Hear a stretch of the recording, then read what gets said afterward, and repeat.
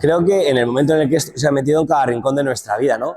En cuando voy a ir con mi madre y estoy preocupado de que puedan hacerle una estafa telefónica porque le han mandado un mensaje que mande una clave y puse un link. Cuando estoy viendo por la noche con mi pareja y que mi hijo le veo extraño, que está más introspectivo, que está más apático, que está asumiendo probablemente un problema y no me lo está contando y está todo el día con el teléfono. Cuando estoy viendo que el futuro de mi trabajo depende de si tengo habilidades o no de tecnología, cuando estoy viendo que para encontrar a alguien me siento solo, acudo a las plataformas para poder conocer gente. Cuando la tecnología ha impactado y se ha metido en cada rincón de nuestra vida, pues es cuando todos nos sentimos involucrados en el debate sobre el futuro de la tecnología.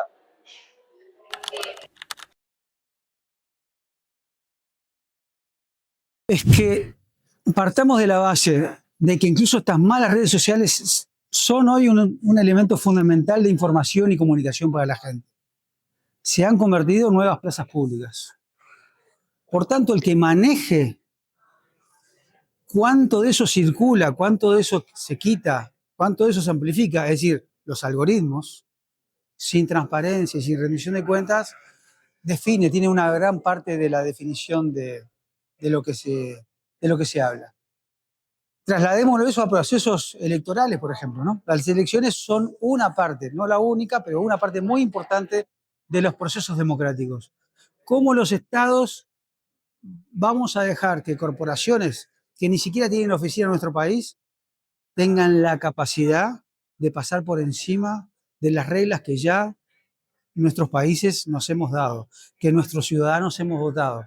Porque ese es el problema. La soberanía no en el sentido de nacionalismo ni chauvinismo, sino decir, quienes tenemos que decidir las reglas de cómo funciona nuestra democracia, nuestras imperfectas democracias, somos nosotros ejerciendo nuestro derecho soberano. No pueden ser empresas norteamericanas.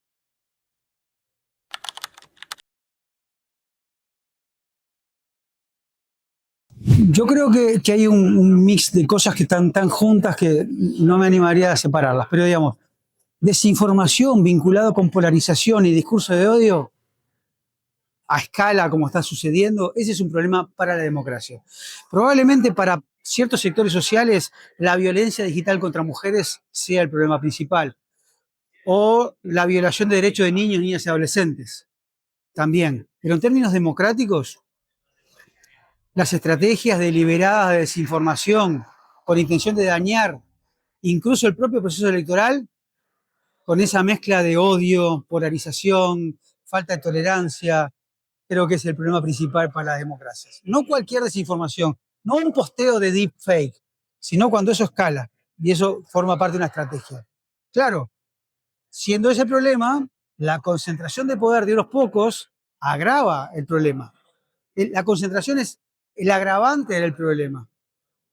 Y la institucionalidad débil es un contexto desfavorable para poder enfrentar esa desinformación que ataca a la democracia. Entonces, lo vincularía así, pero sin duda, no es un problema de una deepfake, no es un problema de la desinformación, de una fake news, eso siempre hubo. El problema de la democracia es que esto viene como un combo todo unido, que se ha amplificado y viralizado producto de un modelo de negocio de las plataformas que lo hacen escalar y lo hacen muy dañino.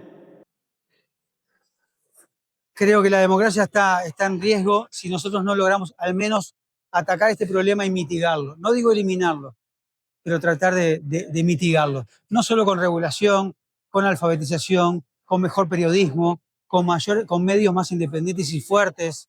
Es un conjunto de medidas. Pero el problema creo que ese es el principal.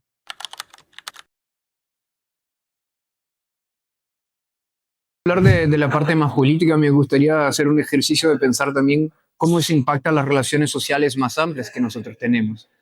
Yo vengo de una generación que transitó del analógico al digital. Yo vi mis padres entrar en el WhatsApp. Entonces, nosotros tuvimos mucha comunicación no mediada por las redes sociales, a distinción de las generaciones actuales de adolescentes, niños y jóvenes.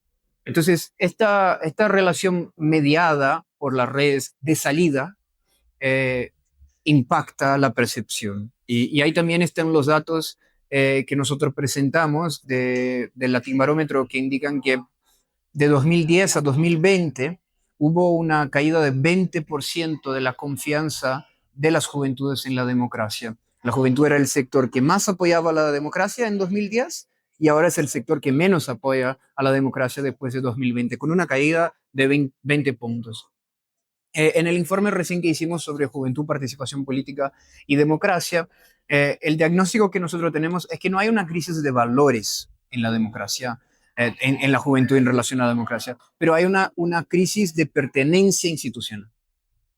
Eso también tiene mucho que ver con el hecho de que los estados y las instituciones políticas y la participación política no está tan digitalizada como esta generación está. Entonces los jóvenes no ven a los servicios del Estado tan presentes, sea salud, educación, también por su falta de presencia en el ambiente digital, donde están expuestos a mucha más cosa que caminar por la calle, ver la escuela municipal, después el centro de salud.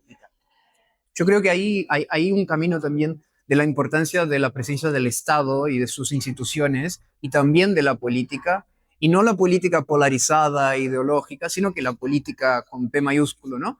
Como pensamos, por ejemplo, los futuros de los consejos nacionales de juventud, de los consejos de participación, utilizando también herramientas digitales para participación más activa de la juventud.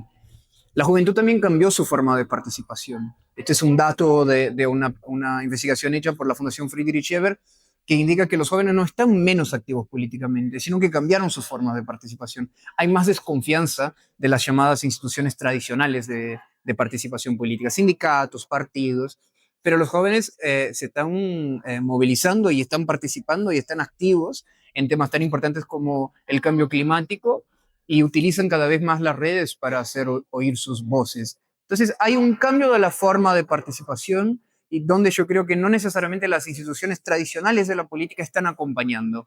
Entonces por eso hay mayor también sospecha de la juventud en relación a las instituciones políticas y a las instituciones democráticas. Ahora, también hay que decir que la forma como la comunicación política ocurre en las redes sociales valoriza a la polarización, a la violencia y a los discursos extremistas. Se cargan los adjetivos para adjetivar a una persona o un campo político. Se genera este sentimiento de batalla cultural, de oposición total de ideas. Y lo que nosotros sabemos es que la democracia se construye en la capacidad de hacer consensos, de cambiar posiciones, de hacer compromisos conjuntos que no necesariamente representan el 100% de lo que piensa uno o otro. Entonces, no creo que hoy, cómo funcionan las redes, tampoco está valorando la construcción de formas democráticas de diálogo. Y es algo que tenemos que recuperar, tanto en el ambiente digital como en la presencialidad.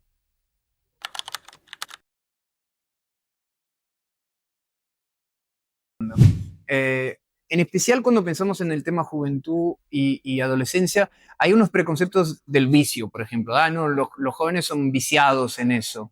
Bueno, quizá, ¿será que son solo los jóvenes que son viciados o eso ya es un vicio de toda la sociedad? Ahora, también en el letramiento, yo creo que los jóvenes no podemos mirar desde una perspectiva del problema, sino que los jóvenes son los que más conocen los daños y el funcionamiento de las redes sociales. Y ahí hay un potencial de valorar la participación de los jóvenes también en el diseño de las políticas públicas de respuesta a esta situación, porque ellos son los que saben. Ellos son actores claves, por ejemplo, en el alerta temprano de riesgos, de trends virales que pueden dañar a adolescentes, por ejemplo, en las redes. Ellos saben cómo la información llega con mucha facilidad sobre temas, por ejemplo, como la bulimia o trastornos alimentares o una activista hizo un ejercicio muy interesante que fue crear un perfil de cero y empezó a dar like en fotos de mujeres magras y muy rápido, en 2 o 3 días, ya estaba en grupos donde se favorecía a la práctica de la bulimia y los trastornos alimentarios, donde las chicas mandaban fotos y para que las otras dijeran gorda, gorda, gorda y seguir fortaleciendo este trastorno, que está un problema profundo de salud pública. si no fueran los propios jóvenes denunciando este tipo de espacio, quizá nunca llegaríamos a comprender los mecanismos, cómo se operan estos temas en las redes sociales.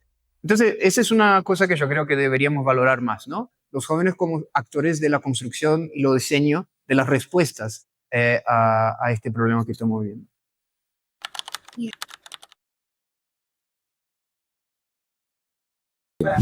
Yo lo que creo, ¿sabes a qué velocidad avanzan los avances tecnológicos? Al de esta. Ya escribimos con los dedos a 200 por hora. Esta es la velocidad, porque la tecnología se desarrolla con nuestra participación, ¿eh? Y nosotros tenemos que tener muy claro que somos clave en el desarrollo de la tecnología. Pero las instituciones, bueno, yo creo que lo decía Giuliano da Empoli, que le hemos tenido, y Carissa Vélez esta mañana, que hay que ser valientes, que los estados tienen que entender que esto no es una cuestión entre usuario y plataforma, que no, que si tienes un problema de acoso, que tienes un problema de depresión, que tienes un problema de exposición en redes, no es tu problema con una empresa, es un problema comunitario, es un problema de la sociedad, es un problema de bienestar digital y de salud pública casi. Así que yo creo que esa es la cuestión, que las administraciones tenemos que dar un paso al frente porque la sociedad lo está dando. Y nosotros tenemos que acompañar a que generar un debate, a generar leyes, a generar regulación, que muchos tienen aversión a esa palabra, que lo que haga es que la tecnología cumpla con lo que el resto de cosas de nuestra vida hace, con nuestro bienestar.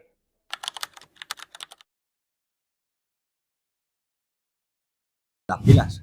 La gente es consciente de que tiene que aprender a utilizar los dispositivos, de que tiene que aprender a utilizar la inteligencia artificial. Y yo creo que esa es la parte, que tenemos que estar al lado de los colectivos para poder dar la formación que necesitan. Pues a las personas mayores, cómo relacionarse con garantías, cómo detectar una potencial estafa, cómo pueden tener problemática. A las personas con discapacidad, hacer que la tecnología esté también accesible, sea un entorno en el que no se agrave la desigualdad social que viven también en el entorno digital, porque ahí sí que no hay brechas. Ahí sí que no hay problemas arquitectónicos, ahí tenemos que hacer que las infraestructuras sobre las que se pica el código también tengan en consideración estas cuestiones, ¿no? Sí, yo creo que, como tú muy bien dices, la ciudadanía, aparte de hacer un análisis muy crítico del momento que vivimos, identificar qué elementos necesitamos incorporar a nuestra vida para poder tener una relación sana con la tecnología, y algo que va a sonar contraintuitivo, que es, bueno, lo que decía Carissa esta mañana también, leer un libro, que decir que no todo tiene que pasar en el teléfono, que recuperemos también lo precioso que son los parques, lo maravilloso que es tener una charla, lo bueno que es tomarse un té para mirar a la pared, aburrirse. Yo creo que también algo revolucionario hoy es dejarlo mirando para abajo y ser tú, sin el elemento que nos ha salido como si fuese parte de nosotros.